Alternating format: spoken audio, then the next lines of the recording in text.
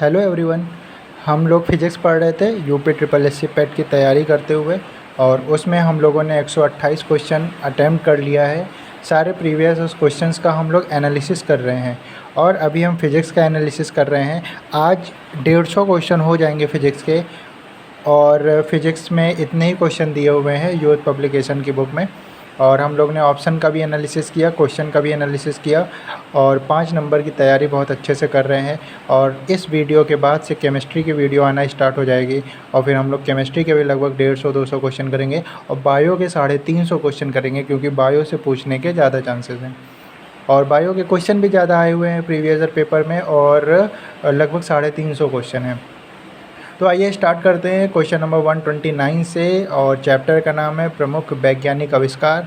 अगर किसी ने मेरी जूनियर एडिट वाला क्या कहते हैं वीडियो देखा होगा, तो उसमें मैंने प्रमुख वैज्ञानिक आविष्कारों को हर वीडियो में 2-2, 3-3 आविष्कार बताता रहता था। तो वो काफ़ी हेल्पफुल यहाँ पे हो रहा है, क्योंकि वही क्वेश्चंस यहाँ पे आए हुए हैं। तो आइए स्टार्ट करते हैं क्वेश्चन नंबर 129 से। क्वेश्चन नंबर 129 में दिया हुआ है एक्स रे की खोज किसने की थी।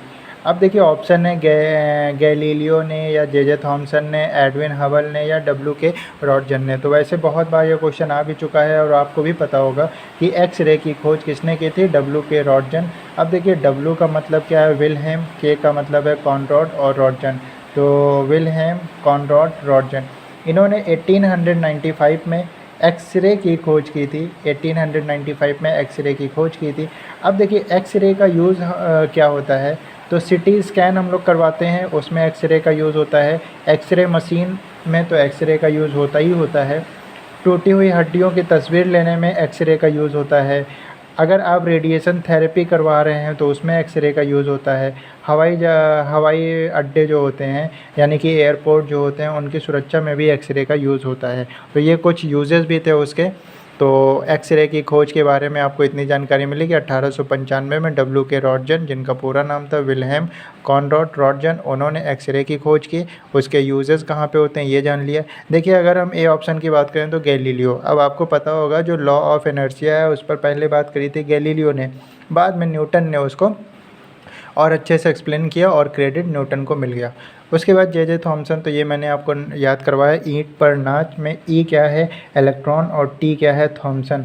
तो यानी कि इन्होंने तो इलेक्ट्रॉन की खोज की है, और इन्होंने तो लॉ ऑफ इनर्शिया सबसे पहले बात करी थी, और न्यूटन ने बाद में उस पर एक लॉ दिया है। और डब्ल्यू के रॉटजन एक्सरे की खोज की। तो 129 का ऑप्शन नंबर डी करेक्ट होगा। क्वेश्चन नंबर 130 में क्या दिया हुआ है कि भारी जल की खोज किसने की।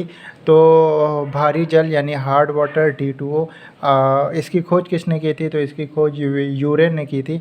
यूरे ने क्या किया, 1931 में हार्ड वाटर की खोज की, जिसका फॉर्मूला होता है क्या, D2O। अब बात ये आती है कि हार्ड वाटर का यूज़ क्या है। तो जो भी परमाणु रिएक्टर्स होते हैं उसमें न्यूट्रॉनों की गति को मंद करने के लिए, या न्यूट्रॉनों के इफेक्ट को धीमा करने के लिए हम लोग क्या करते हैं, हार्ड वाटर का यूज़ करते हैं, भारी जल का इस्तेमाल करते हैं। अब देखिए भारत में क्या कहीं भारी जल संयंत्र है, तो जी हाँ, नांगल नामक स्थान जो कि पंजाब में पड़ता है, नांगल में भारत का जो पहला भारी जल संयंत्र है वो नांगल पंजाब में है, जो कि 1962 से कार्यरत है। 1961 में इंडिया चाइना वार हुआ, और 1962 से भारी जल संयंत्र पंजाब के नांगल नामक स्थान में है, जो कि 1962 से कार्यरत है। 1931 में यूरे ने भारी जल की खोज की। तो 130 में ऑप्शन नंबर डी करेक्ट होगा। क्वेश्चन नंबर 131 कह रहा है कि डायनामाइट का आविष्कार किसने किया। तो देखिए डायनामाइट, ये भी बहुत फेमस क्वेश्चन है, बहुत बार पूछा जा चुका है। डायनामाइट को अल्फ्रेड नोबेल ने डिस्कवर किया है। अगर हम बात करें अल्फ्रेड नोबेल ने कब डिस्कवर किया डायनामाइट को, तो 1866 ईस्वी में। 1866 यानी 1866 में अल्फ्रेड नोबेल ने डायनामाइट की खोज की, और अल्फ्रेड नोबेल के ही नाम से नोबेल पुरस्कार दिया जाता है। और ये इतनी बातें आपको ध्यान रखनी है। डायनामाइट का आविष्कार अल्फ्रेड नोबेल ने कब किया, 1866 में। और अल्फ्रेड नोबेल वही है जिनके नाम से जिनके नाम से क्या होता है, नोबेल पुरस्कार दिया जाता है। तो 131 का option number B. Question number 132, इसमें दिया हुआ है कि अल्फ्रेड नोबेल ने किसका आविष्कार किया है। तो अभी हम लोग ने पढ़ा 1866 ईस्वी में अल्फ्रेड नोबेल ने डायनामाइट का आविष्कार किया था। और बस, तो डायनामाइट का आविष्कार अल्फ्रेड नोबेल ने किया था। अब देखिए, ग्रामोफोन भी बहुत बार पेपर में पूछा जा चुका है और आपको याद भी होना चाहिए। ग्रामोफोन का आविष्कार किया था थॉमस एल्वा एडिसन ने। तो मैंने लिख भी दिया है और आपको याद भी कर लेना है, Thomas Alva Edison, gramophone. Question number 132, option number C is correct. Question number 133 में क्या दिया हुआ है कि डायनमो की खोज किसने की है। अभी जब मैंने 6 पार्ट बनाया था तो उसमें डायनमो आया था कि डायनमो का काम क्या होता है। तो वो हम लोग ने तब पढ़ा था कि मैकेनिकल एनर्जी को इलेक्ट्रिकल एनर्जी में कन्वर्ट करता है। तो उसी टाइम मैंने बताया था आपको डायनमो की खोज किसने की है। तो देखिए, माइकल फैराडे का नाम हमने लिया था कि माइकल फैराडे ने डायनमो की खोज की, ट्रांसफार्मर की खोज की। मतलब कि जो भी चीज़ें किस पर काम करती हैं, विद्युत चुम्बकीय प्रेरण से काम करती हैं, उनकी खोज किसने की, मतलब कि माइकल फैराडे ने की। तो डायनमो हो गया। और आपका एक था इलेक्ट्रिक मोटर। वो क्या करता था, वो इलेक्ट्रिकल एनर्जी को मैकेनिकल एनर्जी में कन्वर्ट करता था। जैसे आपका वॉशिंग मशीन जैसे, वो क्या हो रहा है, इलेक्ट्रिकल एनर्जी से आप मैकेनिकल वर्क कर रहे हैं। तो इलेक्ट्रिक मोटर ये इलेक्ट्रिकल एनर्जी को मैकेनिकल एनर्जी में कन्वर्ट कर रहा है। विद्युत चुम्बकीय प्रेरण से काम कर रहा है डायनमो, ये भी विद्युत चुम्बकीय प्रेरण से काम कर रहा है। ट्रांसफार्मर, ये भी विद्युत चुम्बकीय प्रेरण से काम कर रहा है। और इन सब की खोज किसने की, इन सब की खोज माइकल फैराडे ने की है। तो डायनमो की खोज किसने की, माइकल फैराडे ने। यांत्रिक ऊर्जा को यानी मैकेनिकल एनर्जी को इलेक्ट्रिकल एनर्जी में कन्वर्ट कर रहा है, विद्युत चुम्बकीय प्रेरण के सिद्धांत पर काम कर रहा है। तो क्वेश्चन नंबर 133 का option number D is correct. देखिए, अभी इस बार क्या पूछ रहे हैं 134 में कि ट्रांसफार्मर की खोज किसने की। तो भाई मेरे, ये हो गया आपका डायनमो, इलेक्ट्रिक मोटर, ट्रांसफार्मर, ये सब कौन, माइकल फैराडे।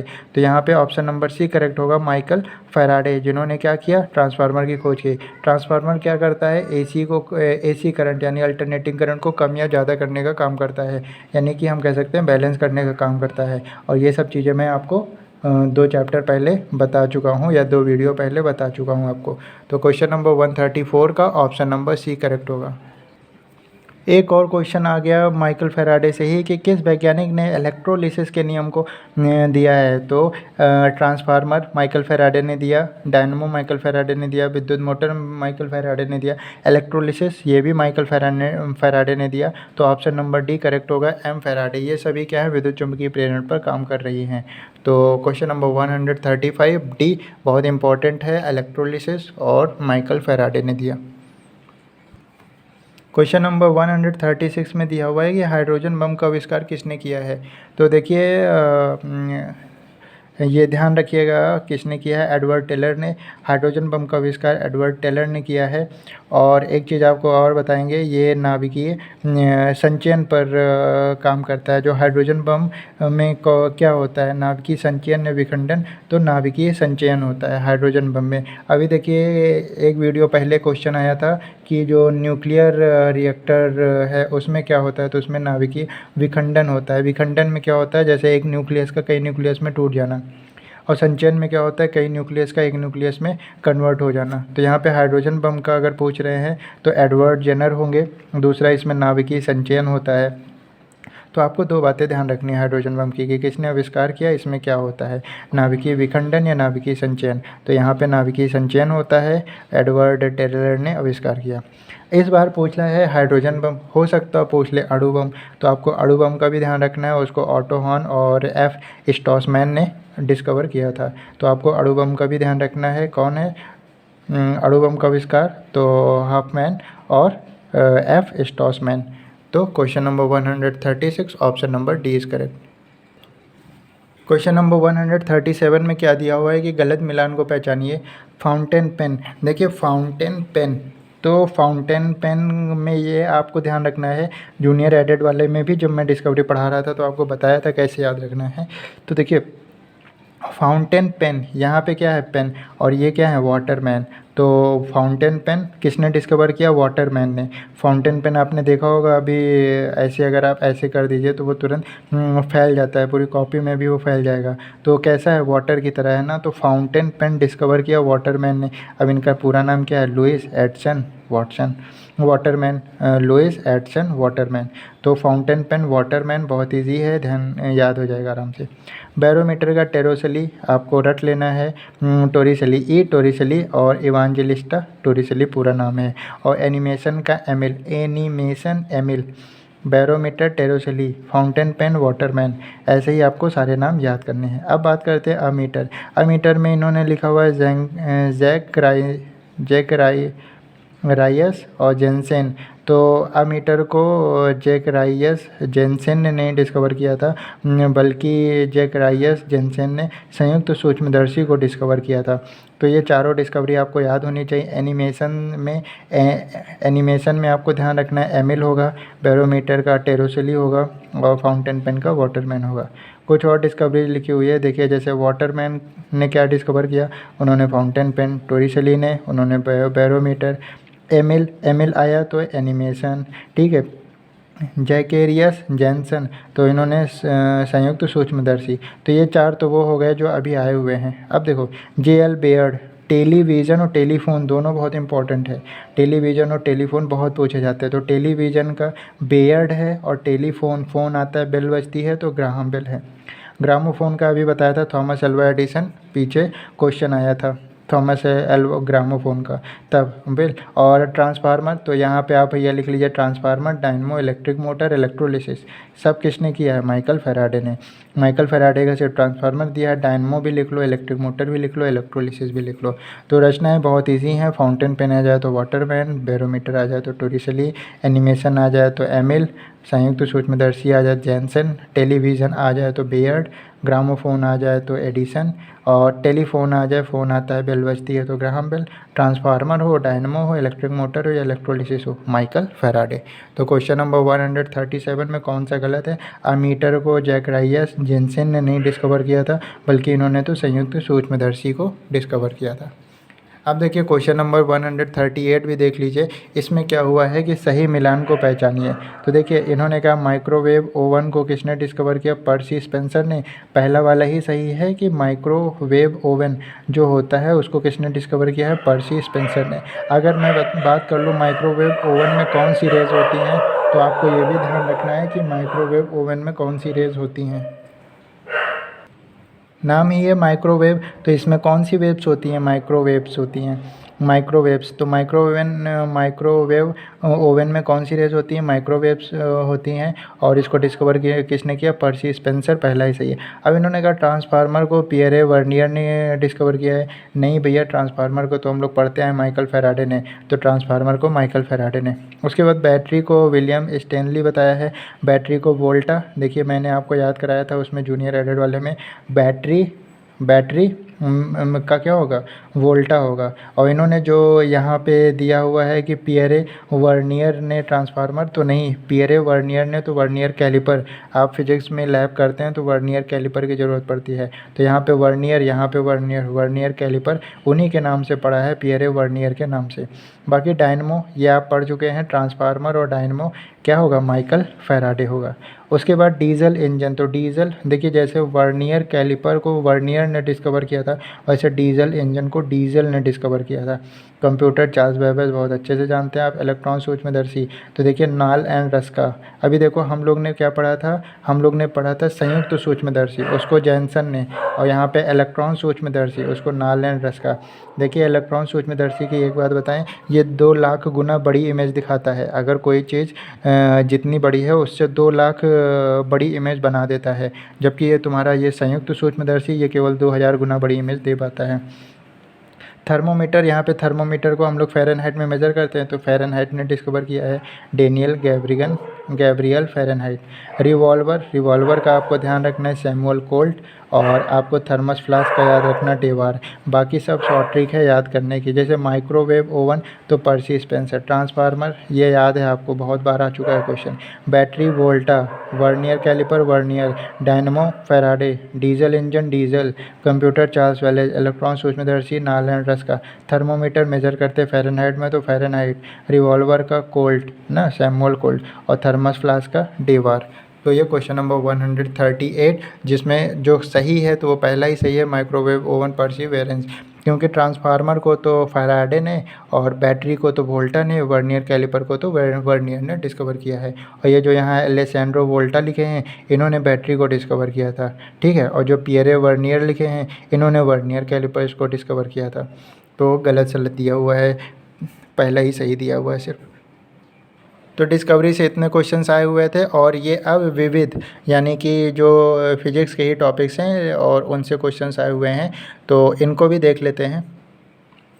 क्वेश्चन नंबर 139, विविध में क्वेश्चन नंबर 139 में इन्होंने दिया हुआ है कि निम्नलिखित में से कौन सी प्रक्रिया है जो प्राकृतिक जल विज्ञान अथवा जल चक्र का भाग नहीं है, यानी हाइड्रोलॉजिकल का पार्ट नहीं है। तो देखिए वाष्पीकरण, तो जल का तो वाष्पीकरण होता है, ये बात तो सही है। विसरण, अब देखिए विसरण नहीं होता है। विसरण का मतलब ये होता है जब दो या दो से अधिक पदार्थ आपस में मिलकर एक समांग मिश्रण बनाते हैं तो वो क्या कहलाता है, विसरण। और ये अपरिवर्तनीय क्रिया होती है, इसको हम परिवर्तन नहीं कर सकते। लेकिन अपना जो जल चक्र होता है उसमें जल को बर्फ़ बना देते हैं, बर्फ़ को वेपर बना देते हैं, वेपर से फिर जल बना लेते हैं, तो ये तो परिवर्तनीय क्रिया हो गई। जबकि विसरण क्या है, अपरिवर्तनीय क्रिया है। ऑप्शन नंबर सी वर्षण, वर्षण भी होता है जल की क्रिया का। वो देखिए वेपर बन के बादल बन के उड़ता रहता है, फिर वो क्या होता है, वो बारिश के रूप में नीचे गिर जाता है। वाष्पोत्सर्जन भी होता है। तो यानी हाइड्रोलॉजिकल या जल चक्र का भाग क्या क्या होगा, वाष्पीकरण, वर्षण और वाष्पोत्सर्जन।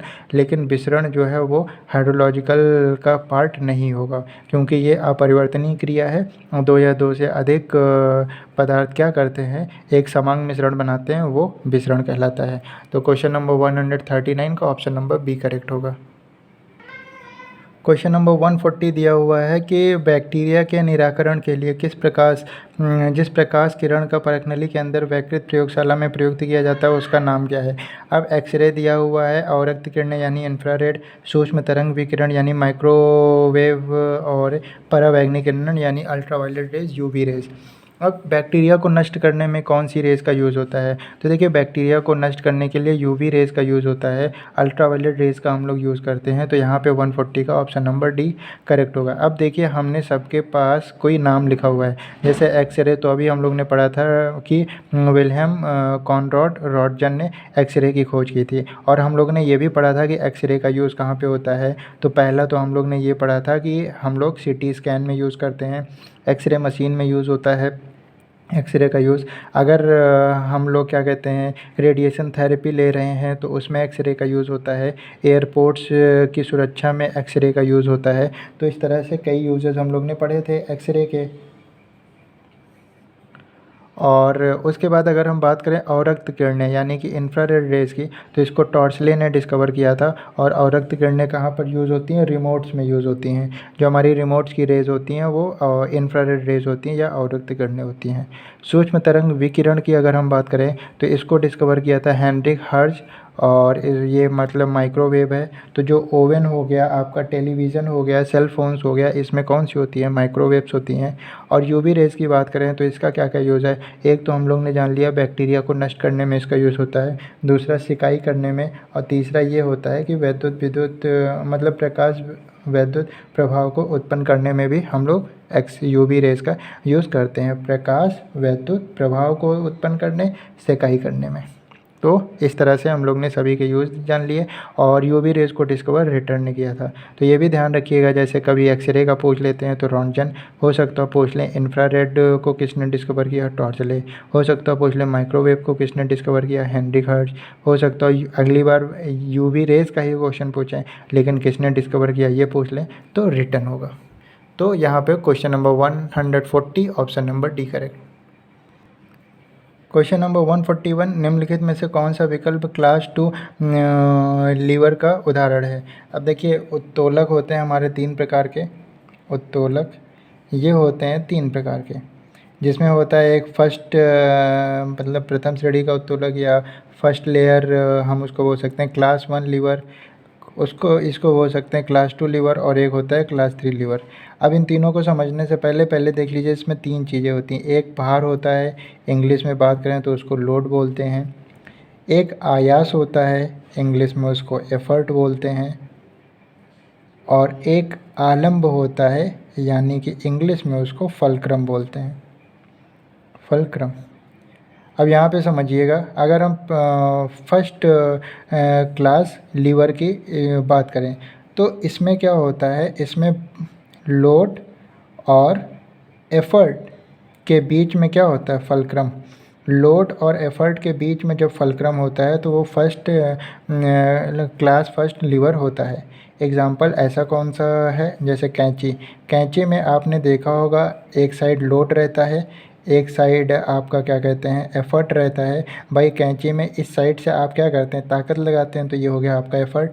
इस साइड में आप क्या करते हैं, कोई भी कपड़ा रखते हैं तो वो हो गया आपका लोड। और बीच में एक पॉइंट होता है जो कैंची को जोड़ने का काम करता है, आप कैंची को मूव करा पा रहे हैं तो उसका काम करता है।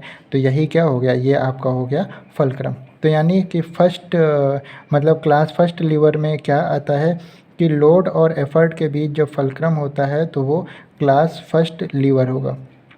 जैसे कैंची एग्जांपल दिया, वैसे अगर आप देखिए तो हैंड पंप में भी क्या होता है, बीच में घूमने वाला रहता है और एक साइड आपका पानी बहता है, एक साइड से आप पकड़ कर चलाते हैं। और इसी तरह से झूला भी होता है, झूला में बीच में क्या होता है, झूलने के लिए बना होता है, और उसके बाद यहाँ पे आपका भार लगा होता है और आप बल लगाते हैं तो ऐसे झूलता है। तो यानी कि इसमें क्या हो रहा है, फलक्रम बीच में है और भार और जो आपका एफर्ट है यानी आलम आयास है वो किनारे पे है।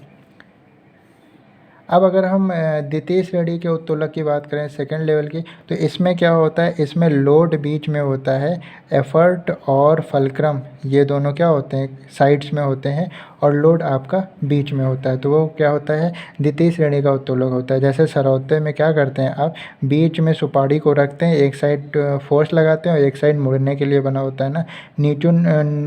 मतलब नींबू निचोड़ने वाली जो मशीन होती है उसमें भी बीच में नींबू रखने वाला होता है, एक कॉर्नर पे मोड़ने के लिए होता है, एक कॉर्नर होता है जिस पर आप बल लगाते हैं। इसी तरह से ठेला भी आपका क्या होता है, ठेला में भी यही होता है कि बीच में क्या होता है, लोड रखा होता है और नीचे पहिए लगे होते हैं और एक साइड हैंडल बना होता है आपके ले जाने के लिए। तो यानी कि ये किसके एग्जांपल हैं, सेकंड श्रेणी के, यानी कि क्लास 2 लीवर के। थर्ड की अब बात करें, एक बार फलक्रम बीच में था, एक बार लोड बीच में था, तो इस बार एफर्ट बीच में होगा। एक साइड लोड लगेगा, एक साइड एफर्ट लगेगा, वो फलक्रम लगेगा, और बीच में क्या होगा, आपका एफर्ट होगा। जैसे कि चिमटा, चिमटे में क्या होता है, आप बीच में जाके क्या करते हैं, एफर्ट लगाते हैं जिससे वो काम कर सके। या फिर स्टेपलर हो गया। तो ये होते हैं 3 तरीके के उत्तोलक आपके, ये 3 तरीके के उत्तोलक होते हैं आपके। अब यहाँ पे इन्होंने पूछा है मतलब कि क्लास 2 लीवर का उदाहरण कौन सा होगा, तो पहला ही ऑप्शन यहाँ पे करेक्ट होगा, 141 का ऑप्शन नंबर ए। यहाँ पे लिखा हुआ है व्हील बैरो, और उसको हिंदी में क्या बोलते हैं, ठेला। तो और बस यही क्लास 2 लीवर का एग्जाम्पल है, पहला वाला ही, बाकी इसके एग्जाम्पल नहीं है। तो क्वेश्चन नंबर 141 में ए, और ये 3 तरीके के क्लास होते हैं।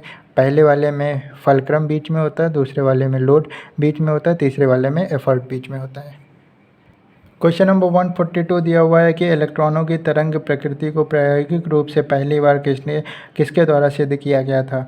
तो यहाँ पर प्रकाश विद्युत प्रभाव द्वारा, जी नहीं, द्विरेखा चित्र या डबल स्लिट प्रयोग द्वारा नहीं, डेविडसन और जर्मन प्रयोग द्वारा, या क्रॉम्पटन प्रभाव द्वारा। तो क्रॉम्पटन प्रभाव द्वारा वो तो एक्सरे की बात करते हैं, उसमें हम लोग ने पढ़ा था ना, केसी क्रॉम्पटन, जिनको 1928 में नोबेल मिला था। किस लिए, उन्होंने क्या किया, क्रॉम्पटन प्रभाव दिया था जो एक्सरे से संबंधित है।